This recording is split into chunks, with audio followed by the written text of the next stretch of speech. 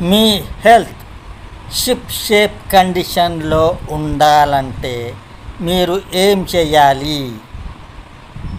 Option 1 వ్యాయామం, option 2 walking, option 3 మంచి తిండి, ఆప్షన్ 4 8 గంటల నిద్ర.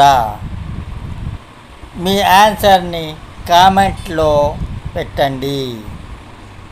మళ్ళీ చెప్తున్నాను, మీ హెల్త్ షిప్ షేప్ కండిషన్లో ఉండాలంటే మీరు ఏం చేయాలి?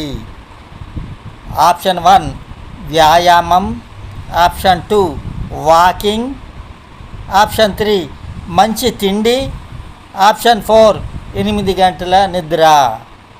మీ కామెంట్స్